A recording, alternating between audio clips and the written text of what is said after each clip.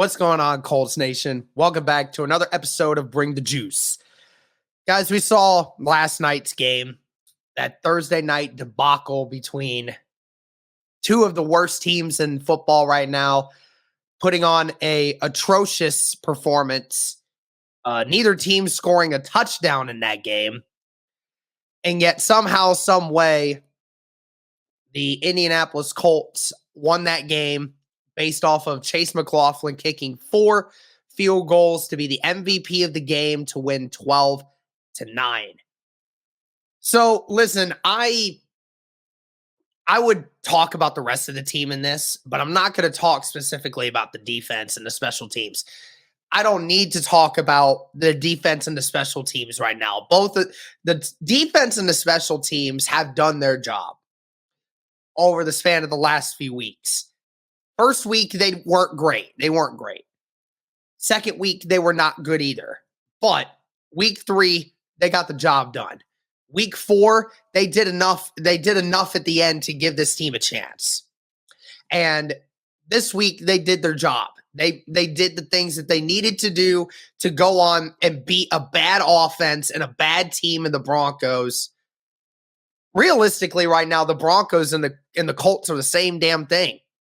Their team is all defense, decent special teams, and no offense. No offensive production. And so I kind of wanted to break this down here for you guys.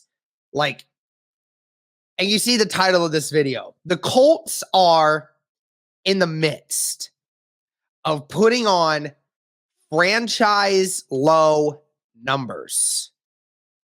Through the first 5 games, the Colts are putting on a pitiful display of points. It is absolutely egregious as to what we're seeing from the offensive perspective of things. We knew this offense would not be elite, but we figured this team would have a little bit better of an answer to this offense than what we've seen. So kind of breaking down this situation, guys. Look, I'm at the point now where, as a fan myself, I'm having difficulty understanding what's going on and who to blame for this. And I even said it, I think, in the preview or in the post-game review last night. If you haven't watched that video, I highly encourage you to go do it. That was Cody and I's immediate reaction to the game the previous night. We posted a video at like 12:30 at night, so some of you may not have seen it. But if you haven't seen it, I highly encourage you to go check it out. I mean, this team, this offense looks pitiful. It looks absolutely pitiful. And I'm at a point where I'm at a loss for words for just how bad this offense looks. Okay, because in the first quarter of that game last night, Matt Ryan never once threw it to a tight end or a wide receiver in that first quarter. I think the first 2 or 3 drives, he threw it to just running backs. And we just ran the ball. We never completed a pass to a wide receiver or tight end in the first quarter of that game. And this has been the Colts' Achilles heel all season. I think they've scored 10 points in the first quarter this year so far through 5 games. I just pulled up a stat. Shout out to Source Indiana on Twitter. Total points in the first 5 weeks of the season under Frank Reich. 2018 through 2021, every year the Colts have scored at least 100 points through the first 5 weeks. So at least you're seeing that from a standpoint of that, through the first 5 weeks, at least the Colts per game are averaging over 20 points a game. They're averaging over 20 points a game every year. Sometimes even more. Sometimes they're averaging 21, 22, 23, 24, 25, which is really good when you look at it in respect to an offense. This year, they're under 70 points. They're under 70 points scored through the first 5 weeks of the season. That's less than 14 points a game. At the end of the day, guys, I don't care about numbers. I care more about points and wins and how that translates to wins. And right now, this offense is playing at historically low numbers. And it's not even the low numbers of yards or points that's the most concerning. The most concerning number is the sacks that you're giving up. Okay, so Matt Ryan has been sacked 21 times through 5 games. 21 times. Just to put that into perspective for you guys, Phillip Rivers was sacked 19 times in 17 games. Like, guys, I mean, that's bad, dude. Like, Matt Ryan has taken more total hits under center with the Indianapolis Colts in 5 games than immobile quarterback Phillip Rivers did 2 years ago in an entire 17-game season. Matt Ryan hasn't even played a third of the schedule yet, and he has already taken more hits than previous quarterbacks have before him. Even in 2019, I think Jacoby Brissett only got sacked 28 times. I mean, even Carson Wentz was sacked 28 times, which if the Colts offensive line is going to continue at the pace that it's at, he's going to hit that mark by week 7. I'm at a point, guys, where I cannot point to myself what is the problem here. Because I said it in the video last night. The people who are hurting this team the most are coaching, it is the quarterback, and it is the offensive line. Those are the only 3 things that is hurting this team. The coaching, again, like I said before, the game plan wasn't working when they came in. It clearly wasn't working because the offensive line was still getting absolutely shredded. And the Colts didn't make many they made adjustments in the 4th quarter, but it took that long for the Colts to finally start executing that game plan, which was getting the ball out quickly, getting it to your tight ends, getting it to your speedy option in Paris Campbell at the end of the game where he was starting to make plays. Took him long enough. What's going on, everybody? Today I wanted to talk to you about our sponsor, BetStamp. Now, I know what you're thinking. Derek, another betting app? What is so different about this one now? Well, I got to tell you guys, I'm not into online gambling a whole lot and bets online and everything, but I got to tell you, BetStamp is one of the coolest things I have ever seen in regards to betting online. The great thing about BetStamp is it allows you to see all the different odds from all different sports books and see which one provides you the best odds possible for any game or scenario you want to bet on for your pick versus some of the worst. BetStamp allows you to also buy and sell picks that you have without worrying about losing your money or having any issues with it. Believe me, it's all free. I mean, look at this, guys. You have an option for every game across all different kinds of leagues in a ton of different ways. You have baseball, you have college football, UFC, NBA, and NFL. Great for the NFL season now being here. And if I wanted to bet on this Tennessee Titans versus Buffalo Bills game, it shows me in real time what are the best odds, which sports book I'm going to get the best offer from versus some of the worst ones. Because why would you want to earn less money from PointsBet when you could be winning more from ProLine Plus? Again, a great thing that BetStamp offers you, allowing you to make more money for the same pick just with a different sports book. How easy is that? And the great thing is there's not just games. There's player props. There's game props. There's lines. There's live tracking. There's a ton of great ways to make bets and picks on BetStamp, guys. Totally a cool thing to use. I highly encourage you check it out if you're into any kind of online betting. Even if you're not, give it a check. See what you like about it, because I think I actually enjoy using it. But the best way to get an edge on online sports betting is having multiple accounts at different sports books. Be sure to hit the BetLink page, betstamp.app/onboarding. Be sure to check out the BetStamp app or online, and be sure to use the referral code JUICE, plug in your state, and you'll get access to all their affiliates and their prices once you open it up, seeing all states' lines. Be sure to check this out, guys. You won't want to miss it for the best odds on your next sports bet. And then Matt Ryan, I mean, yesterday, Matt Ryan has been sacked 21 times. He has thrown 7 interceptions, and he has fumbled the ball 11 times. 3 of those he has lost. Guys, the Colts punted more times yesterday than they've scored touchdowns all season long. This Colts offense has scored 6 touchdowns through the first 5 games. They have played the Texans.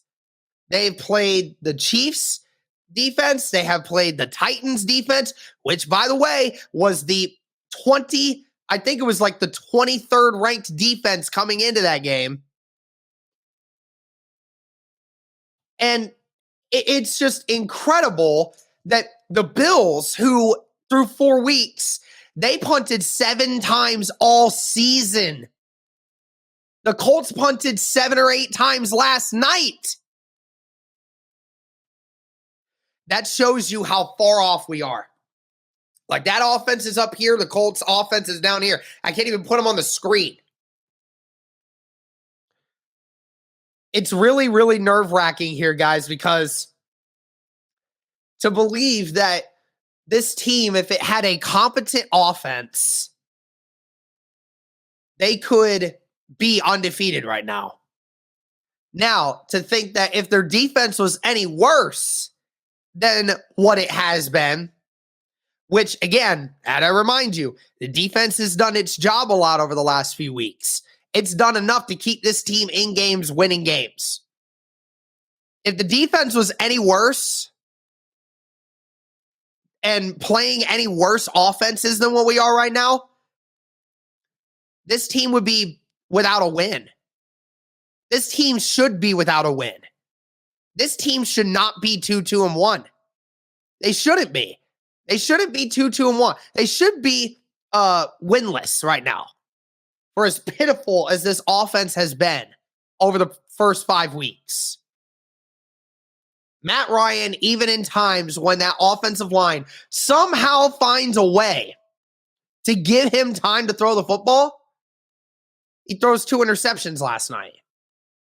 2 interceptions to Caleb Stearns, who was the free safety, intercepted both times. Tried to throw a ball to Kylan Granson, who was triple covered, mind you. And then threw another one to Michael Pittman that was out of the range of Michael Pittman, and Stearns was there to pick it off. Again, even in the times when this offensive line finds a way to get him time, he's still making bad decisions with the football. Of course, I would not say Matt Ryan is the biggest problem with this team. It is clear the most difficult situation for the Colts right now is that offensive line. But Matt Ryan is not making this any easier for us. He's not. And obviously, there's nothing we're going to do about it right now. You know there isn't. There's nothing that we're going to do that's going to change it. He's going to be our quarterback for this year. But again, it proves my point yet again that you need to get your franchise guy to be behind center for the rest of this. And you need to fix this offensive line. We saw the Colts try to make some changes offensively last night. Bernard Ryman went to the left tackle position and got absolutely owned last night. And it was a tough assignment. He had to go up against Bradley Chubb and those ends, Baron Browning, who, by the way, Baron Browning is turning into a very fantastic edge rusher coming out of Ohio State. That defensive line was no joke. Even after missing Randy Gregory, that defense is still a stud defense. You moved Matt Pryor to right tackle. You moved Braden Smith to right guard, where he actually started his career at that position. And then in the middle of the game, Ryan Kelly got hurt, and then you had to put Pinter in at center. which, by the way, I think we all can agree, Danny Pinter is best served as a center. Only position he should be playing is center. It's the only position he should be playing. He's not fitting at right guard. He's too small to be a right tackle. He needs to be in the center position, being in that spot. And I think it's safe to say we might have to just make him the official starter at this point, because Ryan Kelly has not looked good at all. And then you said to yourself, man, Matt Pryor, we're looking at it coming into this game and we're like, maybe Matt Pryor, maybe him going back to right tackle is a good thing. Maybe that's a good thing. He did a fantastic job last year as the right tackle of this team. Why can't he just go back and do that there? It's a better situation for him. And then Braden Smith at right guard, you're like, okay, well, Braden Smith's a good offensive lineman, or at least we think. We thought he'd be okay doing that. Matt Pryor allowed more pressures on Matt Ryan and more QB hits last night than any offensive lineman has all season. Matt Pryor had his worst game as an NFL offensive lineman in that game. And you moved him back to the position that you thought would give you some more flexibility. Matt Pryor has failed at his chance to be an offensive starter for this team. He should not be on this offensive line. He should not be. He's giving up so many pressures. And Bernhard Raimann, he's a rookie. He had a very tough challenge. Yes, he got owned, but that's going to happen when you're a rookie and you're trying to figure things out. And I'll point it out that there was a couple penalties there on him that I thought were complete bogus. Right? It was bad. It was bogus. But he still did not look great. This offense is atrocious. And I wonder how long we're going to start until the Colts finally stop sugarcoating it. Like, this is approaching all-time franchise bad. Like, this is terrible. And I mean, how long until the defense starts turning on the offense, man? Or the special teams unit starts turning on the offense? Like, we're covering for you guys. We're the reason we're winning, not you. And then the game planning on top of it, again, it's so weird how, you go from being the reason that you win a game week 3 with Jelani Woods, and then the next 2 weeks you get one target each. I understand that game plans change from time to time and that, it's about the team winning, right? But the problem you're seeing is that this Colts team is having a very difficult time moving the football. And so obviously the game plan that you have strategy-wise is not working. So when do we start changing it up? When do we decide what we're doing is not good enough? We need to do a change. And of course, the offensive line and Matt Ryan have a lot to do with the game plan, and the fact that neither one of them is really working very well right now makes it difficult to establish a game plan. But if you know that offensive line is bad, then why is it that we cannot adjust on the fly or adjust a game plan to make it so Matt Ryan does not get hit as frequently? Like, seriously. It seems so stale. It seems like this offense just has no identity. And even last night in the game, Deion Jackson and Phillip Lindsay had more rushing yards yesterday than Jonathan Taylor had in either the Chiefs game or the Titans game.